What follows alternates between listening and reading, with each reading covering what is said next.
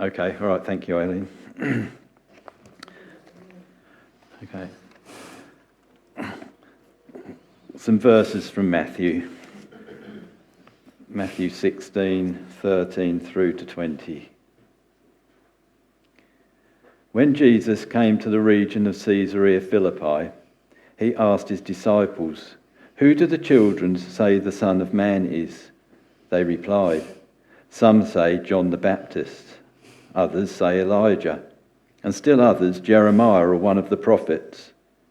"But what about you?" he asked. "Who do you say I am?" Simon Peter answered, "You are the Christ, the Son of the living God." Jesus replied, "Blessed are you, Simon, son of Jonah, for this was not revealed to you by man, but by my Father in heaven. And I tell you that you are Peter, and on this rock I will build my church, and the gates of Hades will not overcome it. I will give you the keys of the kingdom of heaven. Whatever you bind on earth will be bound in heaven, and whatever you loose on earth will be loosed in heaven." Then he warned his disciples not to tell anyone that he was the Christ.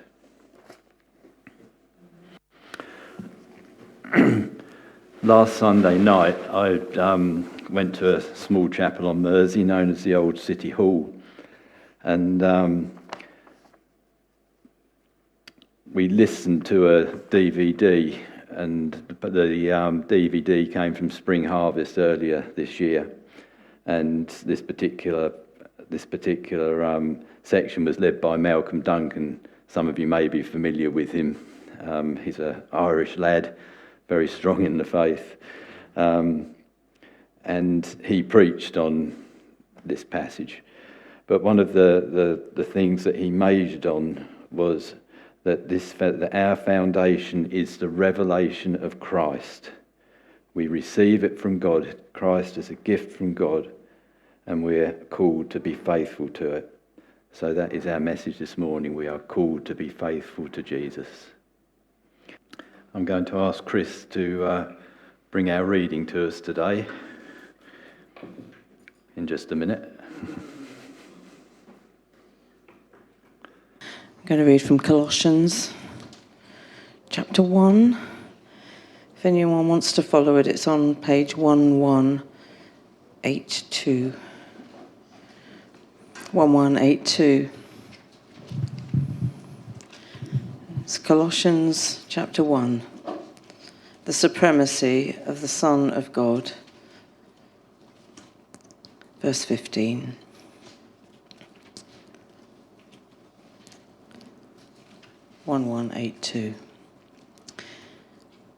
The Son is the image of the invisible God, the firstborn over all creation. For in him all things were created, things in heaven and on earth, visible and invisible, whether thrones or powers or rulers or authorities. All things have been created through him and for him. He is before all things, and in him all things hold together. And he is the head of the body, the church. He is the beginning and the firstborn from among the dead, so that in everything he might have the supremacy. For God was pleased to have all his fullness dwell in him, and through him to reconcile to himself all things, whether things on earth or things in heaven, by making peace through his blood shed on the cross. Thank you, Stuart. Good morning, everyone. I think most of you I probably have seen before, but if you haven't been here before, my name's Martin. I'm a what they call a licensed lay minister over in the parish of Greenstead with St Anne in the church there. A lot of things in our lives really, really amaze us. I hope you agree with that. At first, but they can get boring later on. Not because they're boring, but because they get routine. We get used to them. You land your dream job. It's amazing. It's everything you've ever wanted. But then it gets routine. You move into a new house. It's brilliant. It's fantastic. It's lovely. But then it gets routine. We just get used to things. And in getting used to them, we adapt to them. As humans, we all have the tendency to get used to things and adapt to things after we are continually and repeatedly exposed to them. Seeing the same thing, doing the same thing, or being with the same person again and again lowers its impact on our emotional experience. Put simply, over a period of time, we just get used to things. Now that can help us sometimes. For instance, if we're in pain or struggling, we can adapt to the hard and difficult things, and eventually they may well become normal. But there's also a downside. We also start to adapt and get used to things that are amazing, and yet they become routine or boring. We lose our amazement at what is truly amazing. And actually, that is probably one of the most biggest spiritual dangers that we face in our lives. Because it's possible to see the beauty of Jesus and be captivated by it, only for that beauty to become routine and for us to fill that space in our lives where only Jesus belongs with lesser things. And that's exactly what had happened with the church that we heard about in our reading today, the church in Colossae. We were in Paul's letter to the Colossians, and when just to put it into context, when this letter was written, Colossae was a very small agricultural city with a really diverse population that had seen better times. Does that remind you of anywhere right now? But the good news of Jesus had reached the city. A church had started. But that church had a bit of a problem. They had a high view of Jesus, but they were tempted to hold on to things that had nothing to do with Jesus. In other words, their view of Jesus became obscured, became blocked out by other things. They wanted to add some Jewish legalism, ritualism, mysticism to their faith in Jesus. And actually, even today, we can sometimes do that too. As a church, we're committed to a very high view of Jesus. He's everything to us. But it's also very easy to start to let other things crowd in and obscure that view. And actually, nothing is more common than that danger for us to lose our view of Jesus and start to let other not so important things crowd in and get in the way, causing us to miss the beauty of something far greater, far more glorious than we can ever imagine. And so Paul, in this letter, he's basically saying, let me tell you about Jesus. And I want us today to take a fresh look at this so that we can perhaps, I hope, all of us become amazed again. Many, many years ago, there's an evangelist called D.L. Moody. Some of you may have heard of him. And he once said, I'm going to make Jesus Christ so attractive that people will turn to him.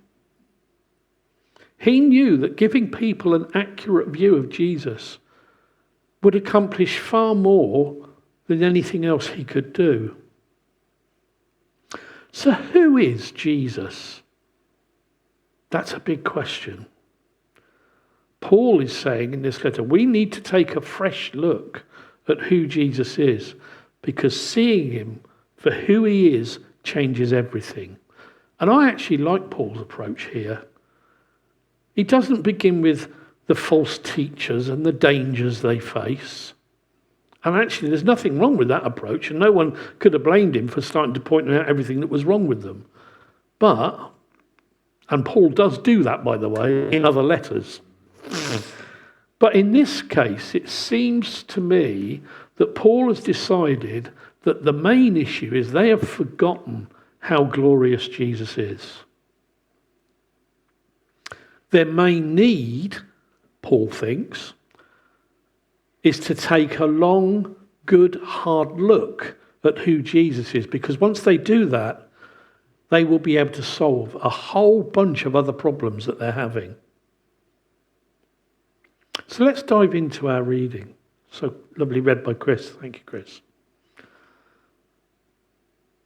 The very first verse, it says, "The Son is the image of the invisible God." Jesus is not just a mere man. He is the image of the invisible God. What does that mean? Well, it means if we want to know what God is like, all we have to do is look at Jesus. We can't see God, but people saw Jesus, and by looking at Jesus, both they and us today get a clear picture of who God is and what he's like. Jesus made the invisible visible. He is, as it says elsewhere in the Bible, in Hebrews actually, chapter 1, verse 3, it says, the radiance of the glory of God and the exact imprint of his nature. But that's not all. It also says in our reading, he's the firstborn over all creation. And that's mentioned in Psalm 89 in verse 27. It says, "And I will appoint him to be my firstborn, the most exalted of all the kings of the earth." This word firstborn, Paul's not talking about Jesus being born. Back then, again to put it into a bit of context, the term firstborn was more about rank or supremacy. Back then, the firstborn got the wealth, the status, the standing of the father. And another theologian, Michael Bird, says that Jesus is the firstborn does not make him a created being. To call someone firstborn is to say something of their primacy in rule, preeminence in role, and priority in rank. So what Paul is really saying here is there is nobody above Jesus. Nobody ranks higher than Jesus. He is supreme. And when it comes to God, Jesus shows us what God is like. When it comes to creation, he's all over it. He's the highest over everyone and everything in our world. Nothing and nobody is better than Jesus. So let's take a look at that then. Let's have a look at some of Jesus' handiwork. Again, in our reading, to underline the point that Jesus is over all creation, Paul teaches us that Jesus created all. Not only that, but all of it exists for him. It says in our reading, "For in him all things were created, things in heaven and on earth, visible and invisible, whether thrones or powers or rulers or authorities. All things have been created through him and for him." Isn't that amazing? That is how we know that Jesus isn't just another creature like us. He's actually the creator. Everything that exists does so because he made it. And we read about that in Genesis, verse 1. God created the heavens and the earth. But Paul is telling us here to understand that it was God the Son, Jesus Christ, who created the heaven and the earth. Now, the Colossians held some pretty strange views about angels. So Paul tells them that Jesus created them too. In Judaism, they understood that there were 4 different classes of angelic beings. And here Paul is saying to them that Jesus created them all. Even supernatural powers were made by him. He is over them. We've got nothing to fear. Jesus created everything, from the most glorious angel to the furthest galaxy to the smallest insect. He created it all. And he's the head of it all.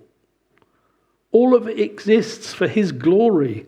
Everything that's been created exists for one reason alone, to bring Jesus glory. Going back to our reading, he is before all things, and in him all things hold together.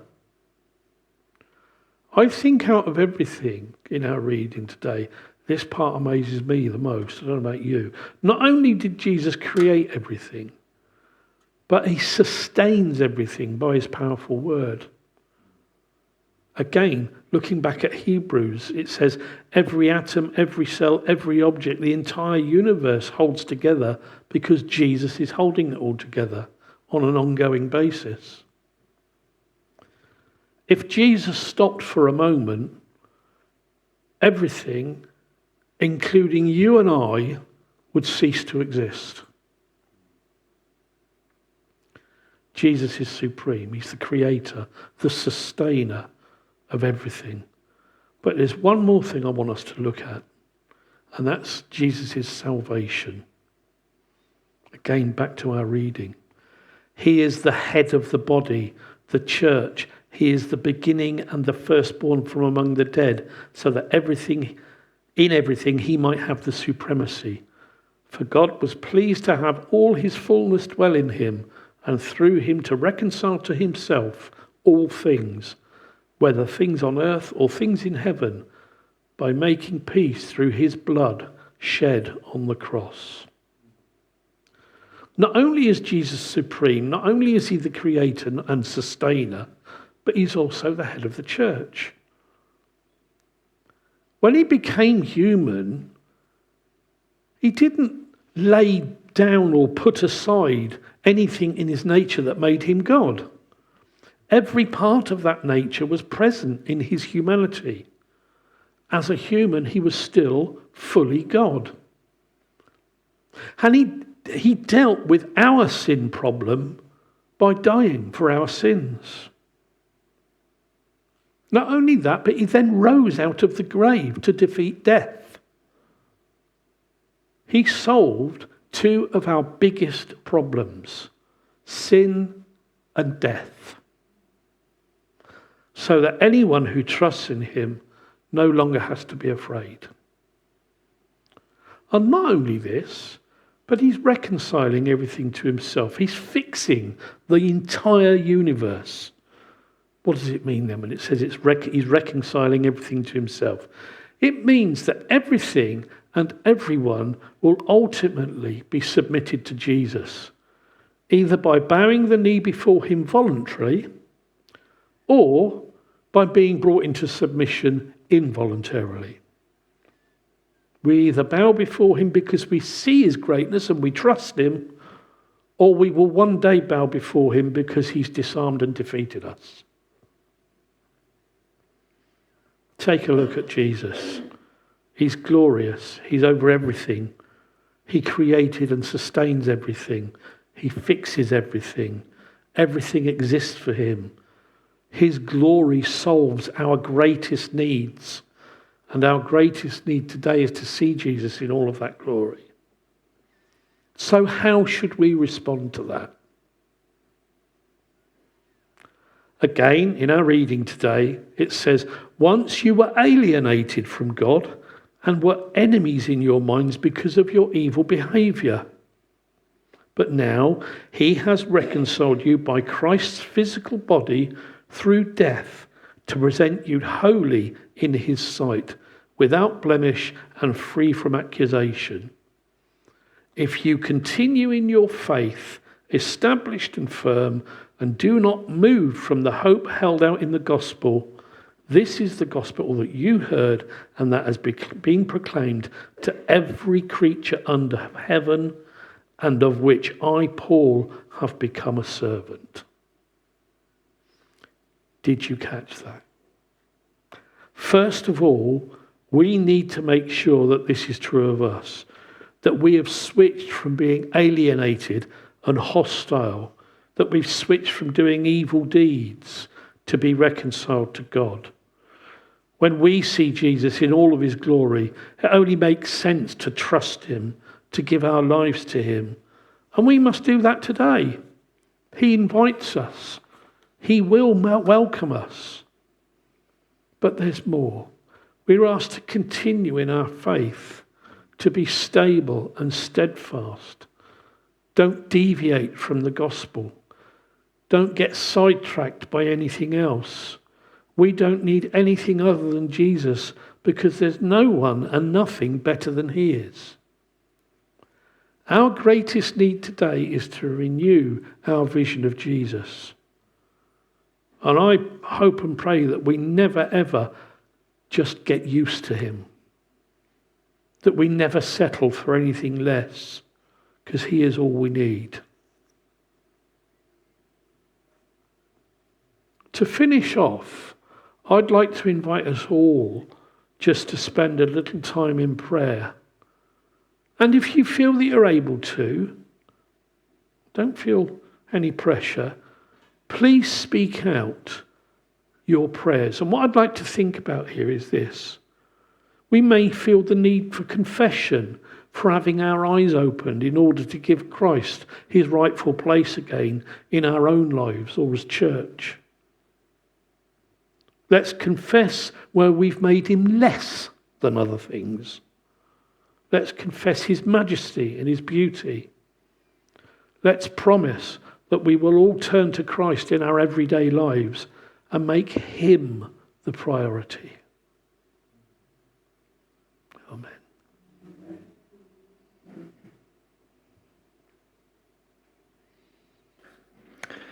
So as we come to the end of our time together today, I'll move into a prayer in just a minute.